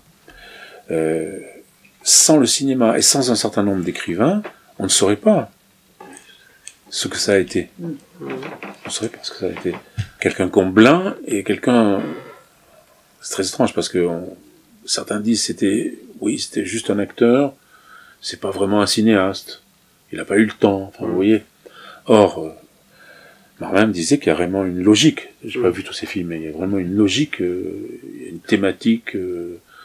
Il a fait 10 films. Oui, 10 films. Dans ces 10 films, mais au fond, il a fait 10 films, mais Truffaut en a fait 14, je crois. Oui. Cavalier n'en a pas fait beaucoup. Truffaut, il a fait L'Enfant Sauvage. Il a fait L'Enfant Sauvage, oui. Ouais. C'est un film un peu RTF. Oui. Je suis très réservé sur Truffaut. Bon, Les 400 coups. Oui. Les 400 coups, c'est un beau film sur l'enfance. Oui. Il y a peu de choses, parce que là, il y a quand même le miracle de la rencontre avec Léo. Là. Si vous avez... Lorsque c'est reconstitué, lorsque c'est pas habité, c'est très difficile. La guerre des boutons. La guerre des boutons. C'était pas mal. C'était pas mal, mais enfin, pour moi, c'est pas de l'art. Oui. Mais c'était pas mal pour eux. Oui, il y a une fraîcheur. Mais là, ce qui me fascine, c'est le langage dans La guerre des boutons. Oui. La façon dont ces jeunes enfants prononcent le français, quelque chose qui a disparu aussi. Et les tournures. Oui. Les tournures aussi, c'est vrai. Oui. Et les vêtements, enfin, c'est... Il y a une phrase terrible sur l'enfance qui me revient à l'instant, mais dont le cinéma a pu traiter d'ailleurs. C'est le regretté James Emprunt, éditeur, et enfin, vous situez peut-être James Emprunt, qui disait le citoyen écologiste se croit très téméraire de dire quel monde nous allons laisser aux enfants, mais il faut se poser maintenant la question quels enfants allons-nous laisser au monde. Et c'est vrai que maintenant l'enfance... Et on témoigne, alors encore une fois, le cinéma, dans certains grands films des années 50 et 60, témoigne de ce qu'a pu être une enfance. Et l'enfant, qu'est-ce qu'a été un enfant en France, en Europe, dans les années, entre les années 30 et les années 60. On ne voit plus d'enfants de ce... Je ne sais pas si vous avez remarqué quelque chose, mais lorsque les Américains des années 50-60 représentent des enfants, c'est tous des monstres. C'est tous des espèces de petits tyrans, des espèces de petits fascistes, au fond. D'abord, ils sont hideux, la plupart du temps, et ils ont un comportement d'une violence. Je suis frappé que ce soit dans les westerns ou dans les... C'est des enfants qui ressemblent un peu à Caroline de Haas, d'ailleurs. Voilà. C'est quelque chose d'aussi épouvantable que ça. Et, non, mais ça m'avait frappé, comme si les cinéastes, à leur corps défendant peut-être, avaient compris que c'était des petits monstres, au fond, oui. Que ça allait donner les... Voilà. Alors, on pourrait parler, mais peut-être pour en dire du mal, oui. Mais ça me semble un cinéaste tout à fait révélateur de l'époque, c'est Cédric Clapiche. que je trouve que c'est, en termes de cinéma, assez mauvais. Enfin, il a une certaine technique, mais qu'on a l'impression d'un cinéma qui fait l'éloge de l'époque. J'avoue que j'ai rien à dire. Vous avez tout dit, je pense. Ouais. Vous avez tout dit. Mais c'est même ahurissant. Enfin, quand j'en ai vu quelques-uns par curiosité, c'est ahurissant d'avoir un cinéma aussi pieux, au sens au sens le plus clérical et bigot du terme. C'est un cinéma de bigot, sauf que ce ne sont plus du cinéma de patronage d'un certain catholicisme un peu embêtant, mais c'est un cinéaste de bigot. Voilà, on a pas. Un de ses contemporains qui est bien et qui lui est pieux, mais pour d'autres raisons, peut-être c'est Arnaud Desplechin. J'allais parler d'un autre Arnaud, c'est Arnaud Despalières. Ah oui, ça c'est formidable. Dans les deux derniers films, là, m'ont beaucoup plu. Michael Colas, c'est le dernier dont j'ai oublié le titre, là, incarné par 3 femmes différentes. Là, je trouvais qu'il y avait quand même aussi bien dans l'adaptation d'un chef-d'œuvre de romantisme allemand. C'était pas facile, il l'a fait. De Kleist, faut le rappeler pour nos auditeurs qui ne connaissent pas forcément. Et de Kleist. Et ce dernier film, qui me pardonne, le titre m'échappe, avec 3 actrices qui incarnent la même personne à 3 périodes de sa vie, c'est assez impressionnant. C'est un film extrêmement violent aussi sur l'époque. Mais Desplechin, il faut que je me rappelle ce qu'il a fait. Desplechin. Ma vie sexuelle, comment je me suis disputé. Oui, alors. Roi et Reine. Il a voulu faire un peu à la maman et la putain. Oui, il y a une influence. Il y a une influence, c'est pas inintéressant. Je veux dire, encore une fois, lorsqu'il y a une ambition qui est déclarée, qui est en grande partie maîtrisée, ça m'intéresse. Effectivement, ce film-là et d'autres, La Sentinelle, c'est de lui? Oui. La Sentinelle, c'était intéressant. Roi et Reine. Roi et Reine, oui. Ils sont sur la famille, sur la transmission. Oui, c'était bien aussi, oui. Et c'est lui qui a fait Sils Maria? Non, c'est Assayas. Assayas. Qui est bien aussi, Assayas. Voilà. Je confonds toujours ces deux-là. Je sais pas pourquoi. C'est la même génération. Voilà. C'est un cinéma un peu ambitieux, quand même. Tout à fait. Sils Maria, moi, j'ai trouvé ça très intéressant. Très intéressant. Et justement parce qu'il évite tous les clichés post-nietzschéens et tout ce que vous voulez, jouvien, enfin, etc. Gus Van Sant, vous en parlez pas dans un... Qui? Gus Van Sant. Si, j'ai parlé mais dans un contexte plus politique de Elephant, à cause de Breivik et de tuerie de Columbine. C'est que là, il a une manière de filmer, en tout cas, c'est un grand cinéaste. Oui, non, Elephant, c'est très important, très important. Il y a une maîtrise de la narration, j'allais dire presque une narration flottante, comme ça, qui est sidérante, Là, je suis très jaloux aussi, en tant que romancier, parce que ou bien on tombe dans les techniques du nouveau roman qui sont un peu éculées, ou bien on se dit, c'est exactement ce qu'on ne peut pas faire. Ou alors on peut le faire, mais comme Proust, à une échelle tellement démesurée qu'il faut enrouler les séquences et avoir réussi à parler de ce drame, qui est hélas récurrent, de cette façon, sans esthétiser. Je trouve que c'est une très grande réussite. D'ailleurs, pour parler de l'enfance, vous parliez très justement d'Arnaud Despalières. On peut recommander son documentaire, son film terrifiant sur Euro Disneyland, qui s'appelle Le doux pays de mon enfance, qui est une réflexion sur ce que deviennent les enfants dans cet univers complètement artificiel, d'agression festiviste permanente, avec, je trouve, un talent pour montrer l'horreur, notamment de la fête moderne. Et de ces hommes enfermés dans leur costume de Mickey et de Duplo. C'est absolument terrifiant. C'est une forme de cauchemar contemporain, c'est vrai. Et non, je suis heureux qu'il ait pu faire un documentaire. Vous le voyez très sur YouTube. Sur YouTube. On va en faire l'éloge de YouTube, mais il est intégralement sur YouTube. Et c'est un film assez accablant et assez terrifiant. Ça m'a beaucoup marqué. Il y a des films croquignolesques, des films antifascistes. Il y avait un film qui s'appelait La Terminale. C'est un film, évidemment, le professeur de philo, on découvre qu'il est fasciste, il fait des citations de Rio-La Rochelle dans son cours. En plus, c'est un phallocrate qui couche avec une de ses élèves, de manière en plus dégueulasse parce qu'il c'est un porc, quoi. Et c'est vraiment le personnage est tellement traité avec peu de finesse, et il y a tous les clichés. Il est fasciste, en plus il est phallocrate, il est forcément raciste, on découvre, c'est Et c'est fascinant à regarder. Sur le cinéma contemporain, les sujets qui n'abordent pas, on va répéter un petit peu ce que vous dites régulièrement sur la post-littérature, etc. Mais sur la forme, notamment sur l'usage de la musique au cinéma, moi ce qui me marque dans les superproductions, notamment américaines, c'est que la musique est de plus en plus écrasante, c'est des nappes de son qui n'ont plus, et on a plus le sens esthétique du comment les grands cinéastes ont utilisé le son, les bruits ou la grande musique. Je pense à Tarkovsky évidemment.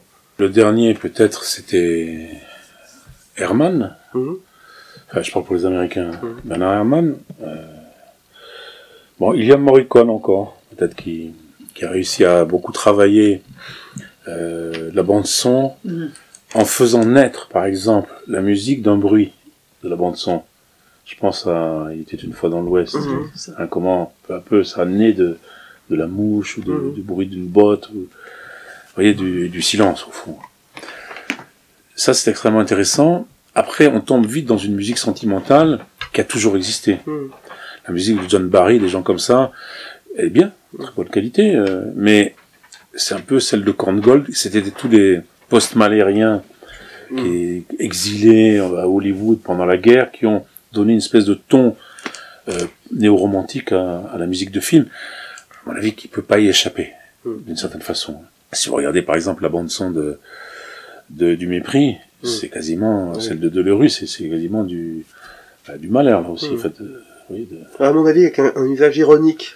Avec un usage bien sûr ironique, mais quand on le détache, au fond, quand on écoute la musique de film, parce que moi ça m'intéresse souvent de l'écouter hors contexte, vous apercevez très vite que c'est jamais que du plagiat en grande partie, du plagiat parfois génialement fait, Herrmann, mais c'est jamais que du plagiat de la grande musique, notamment dans les adagios. Pour le reste, je suis toujours partisan de ne pas utiliser une musique connue. Vous voyez, je sais bien que par exemple dans un Condamné à mort s'est échappé, on entend Bach ou Mozart, enfin peut-être le Requiem ou la messe. Vous voyez, mais ce qu'en fait, c'est presque une respiration qu'ils ont fait Bresson. Parce que quand même le reste du temps, c'est uniquement habité par le silence, quoi. Mais sinon, je n'aime pas l'utilisation, de la même façon que je n'aime pas l'adaptation d'un roman classique, je n'aime pas l'utilisation de musique écrite pour autre chose, pour un film original. Je préfère qu'on écrive une musique originale. Il y a ceux qui... les grandes figures de Rému, comme ça, qui étaient un peu les relais du village où je suis né, vous voyez, ce genre de personnage, comme ça. Fernandel. Parce que c'était des méridionaux, et la Corrèze est située quand même dans le Pays d'Oc.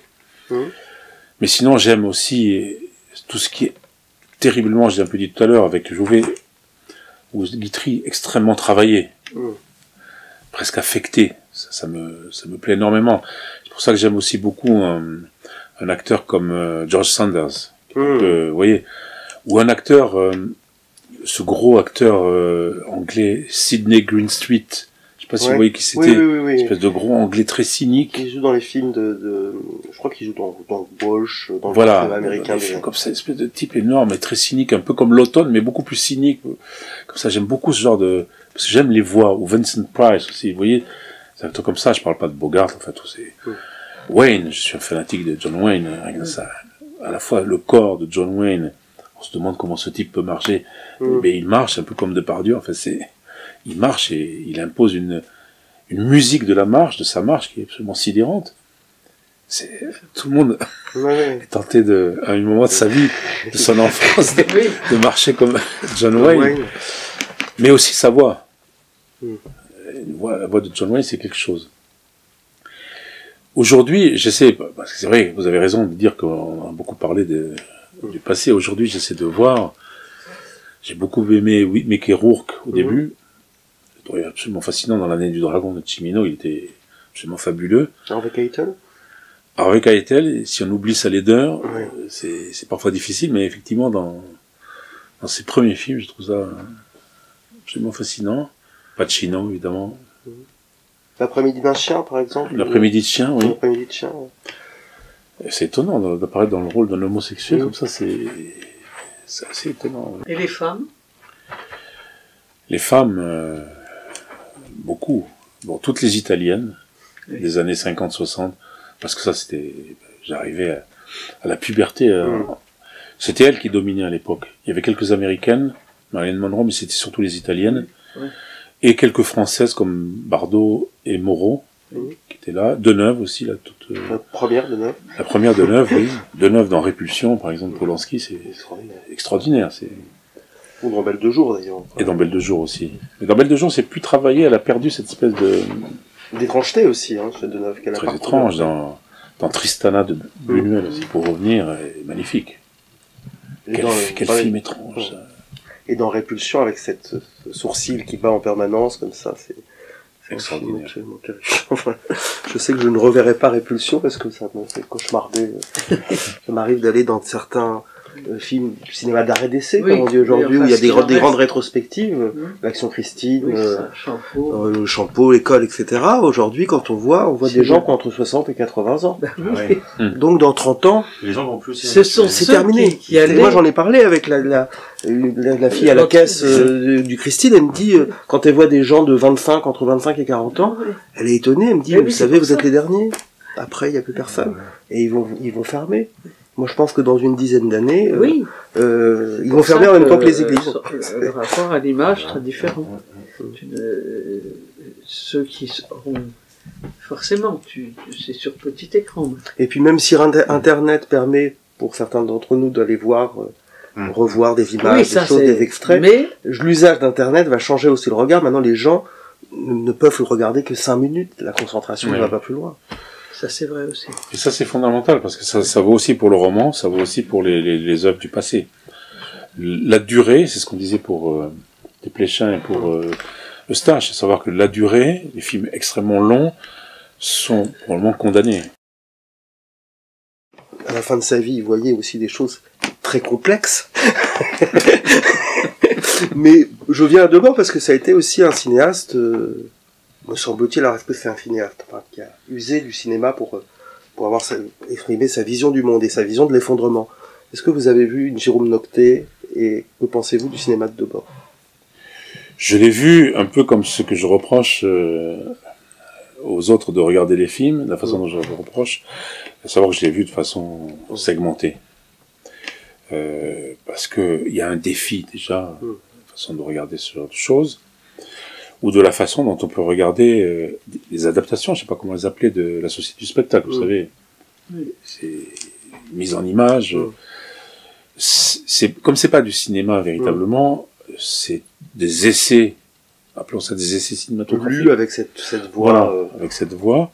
On peut au fond en faire ce qu'on veut, puisqu'il s'agit d'essais et non pas d'une œuvre d'art, même si Debord atteint quand même une perfection stylistique, qui fait partie de son projet politique. Et donc son cinéma, entre guillemets aussi, fait pas une dimension esthétique, qu'on le veuille ou non, même si c'est particulier. C'est extrêmement intéressant. Au fond, tout ce qui dérange l'ordre ronronnant de la téléfilmication, si je puis dire, du monde, ou de la publicitarisation du monde, devient intéressant, vous voyez. Tout ce qui permet de retarder, de résister, d'enfoncer des coins un peu partout, est extrêmement intéressant, parce que dans le genre récupéré, Debord, on fait pas mieux, hein. Le moindre petit con à Sciences Po va citer la société qu'il a pas lu, mais il aura eu Debord pour les nuls, et il va citer. Mais en revanche, leur projeter ce film, In Jérôme, etc., là, ça serait quand même déjà un acte révolutionnaire. Et In Jérôme qui commence quand même par une accusation du spectateur. Et qui décrit il insulte et il décrit sa dégénérescence.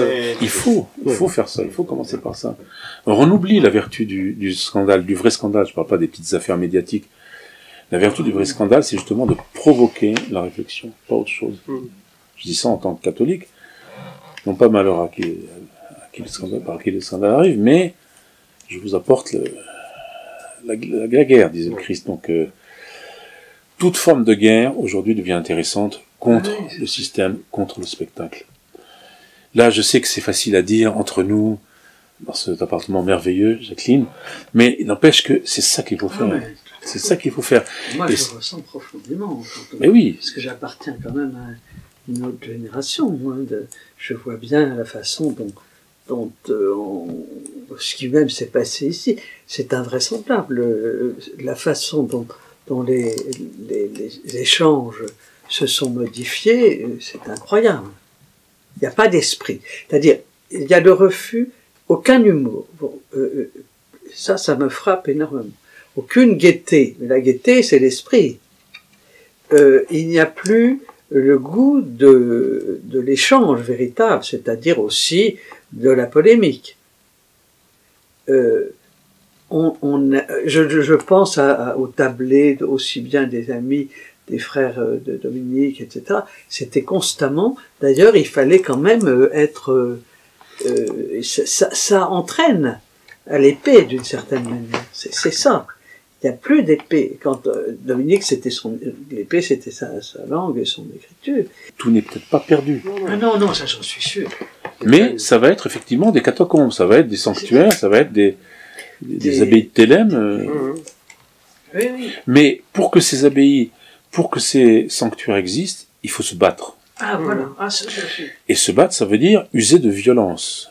Je parle pas forcément de violence physique, quoique il y a des moments où ça démange beaucoup, mais de violence. D'être dans un combat. D'être dans un combat. D'être dans un combat. On n'est pas là pour être réconcilié. Moi, je ne veux pas me réconcilier. C'est pas très agréable. Non, enfin, je veux dire, c'est une décision. Vous en savez quelque chose avec l'aventure de l'herbe et avec oui, ce que vous avez vécu avec Dominique de Roux, puisque ça a été un homme. Oui, mais c'est ainsi. Et les gens il a subi aussi des violences. Enfin, déjà, parce que ce qui est arrivé à Richard Millet récemment est arrivé aussi à Dominique de Roux. Il s'est retrouvé absolument.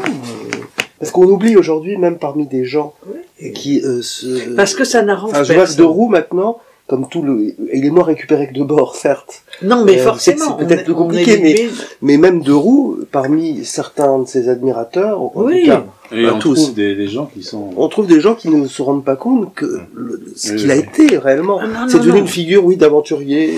Voilà. Mais ça, c'est gommé de toute part sacrificielle, c'est gommé de toute... c'est ça, courage.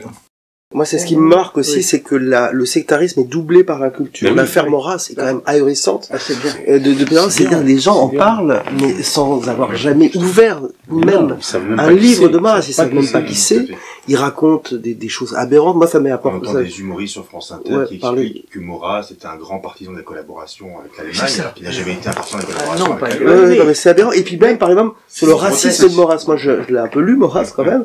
J'ai retrouvé des pages dans Maurras d'un antiracisme. Le terme antiracisme maintenant est déshonoré. Enfin, d'une critique du racisme très claire, d'un point de vue de cet homme d'une très haute civilisation grecque, latine, etc., très anti-allemand évidemment, donc se méfiant des théories biologisantes. Et d'ailleurs, je trouve que quand on lit certaines pages d'Antinéa, il y a des pages qui sont presque d'un antiracisme exagéré, en quelque sorte. Puisque Maurras explique qu'au fond, l'adoption vaut la génération. François, Maurras est d'un antiracisme exagéré. Non, mais ça m'a marqué. Ça m'a marqué parce qu'on ne peut plus avoir on peut plus parler de la même manière. Il parle de la Grèce, et parce qu'il y avait des théories à l'époque, notamment allemandes, on disait les Grecs contemporains ne sont pas les héritiers des Grecs antiques. Au fond, on est passé de Périclès à Rastopopoulos. Et Maurras dit, mais peu importe, ce qui compte, c'est la transmission. Il peut y avoir une petite élite qui continue à hériter. Ce qui compte, c'est la transmission de la culture et de la grande civilisation grecque. Et il finit par l'adoption vaut la génération. C'est contestable. Il faut qu'il y ait aussi de la génération. Parler de l'inculture et de la dégénérescence aussi qui touche beaucoup nos élites, avec tous les guillemets qu'il faut, c'était de voir les bibliothèques d'un médecin ou d'un banquier dans les années 20. Les gens n'ont plus de bibliothèque. Ils ont du Mauriac, du Green, du Maurras, du Bainville, et ils ont une bibliothèque à peu près comme celle-là, ou un peu moins. Oui, aussi, c'est une bibliothèque. Et leur fils. Et les médecins. Et en fait, ça m'a fait penser, on faudrait presque faire la bibliothèque sur 50 ans, une famille bourgeoise, avec les livres qui disparaissent, et qui sont remplacés par le dernier concours. Des gens qui ont fait des études et qui n'ont pas de bibliothèque chez eux. Mais la nouvelle mode. Alors c'est vrai aussi que les appartements fermés, pas de bibliothèque, c'est ringard. C'est un peu comme dans la bibliothèque est parfois un peu dans la chambre. C'est un peu comme dans le film de Buñuel là où ils mangent dans les chiottes et ils chient en plus. Vous vous souvenez, le charme discret de la bourgeoisie ou C'est un peu comme ça, c'est-à-dire que dans l'inversion, ce qu'on montrait avant devient inavouable au fond. Comment tu lis des livres? Moi, j'avais la première fois qu'on s'était rencontrés, vous m'aviez dit, j'écris dans le deuil du compositeur que j'aurais voulu être. Et c'est vrai que votre littérature est complètement hantée par la musique. Et d'ailleurs, je crois que vous décrivez, c'est peut-être dans Ma vie parmi les ombres, vous dites que votre littérature, on n'en garde pas un souvenir précis. En réalité, que c'est une atmosphère et puis un ton, et puis un peu l'envoûtement de la phrase, on va dire. À part dans La confession négative, qui est, je pense, votre livre le plus visuel, sans doute parce que ce que vous décrivez vous oblige à être véritablement dans l'image et à faire vraiment des scènes qui sont extrêmement dramatiques. Et le fait que vous travaillez là de plus en plus sur le cinéma, est-ce que justement il y a un déplacement comme ça de la musique au cinéma dans votre propre évolution littéraire? Non, pas un déplacement, mais d'abord j'étais intimidé probablement par l'idée d'écrire sur le cinéma, puisque, comme je disais tout à l'heure, j'ai peu lu de textes théoriques, mais parce que justement, peut-être parce que je vieillis et que je suis fasciné et bouleversé par les visages de plus en plus, et parce que le cinéma a pu garder comme fraîcheur de certains visages, et en même temps, par la façon dont il a accompagné le vieillissement de certains visages à travers... C'est pour ça que Huppert m'intéresse, puisqu'elle a mon âge. Et que Vous voyez, donc, tout écrivain, me semble-t-il, ne doit parler que d'une chose, en vérité, c'est de son rapport à la mort. C'est un vieux truc, mais c'est ça malgré tout. Et c'est d'autant plus ça qu'aujourd'hui on essaie de nier tout ça en disant faites la fête et... Son rapport à la mort, à sa mort comme à la mort de sa civilisation. De sa civilisation, et la mort d'autrui, la mort de... Vous voyez, tout ça. Et donc, il est le témoin de tous ces crépuscules, y compris de son propre crépuscule, et il me semble que le cinéma a beaucoup de choses à dire que j'avais peut-être laissé un peu de côté pendant bien des années, alors qu'il m'avait... Alors que Bergman, j'ai toujours dit, Bergman m'a autant influencé que Georges Bataille, donc, et que Proust. Bergman et Antonioni. Donc j'aurais toujours aimé écrire un livre comme Antonioni fait un film, vous voyez. Donc, pour aller un peu plus loin de ce que vous dites, mais dans ce goût-là, est-ce que je porte le deuil du cinéaste que je crois pas, parce que je suis pas un... Je joue de la musique, mais je suis incapable de prendre une photo correcte. C'est justement pour ça que le cinéma me fascine. Mais c'est un art du temps, comme le roman, et comme la musique. Et là, je suis au cœur de ce qui m'intéresse le plus, à savoir, il y a une musique. On parle d'écriture musicale, mais on parle aussi d'écriture cinématographique. Mais l'écriture cinématographique de certains cinéastes est aussi musicale.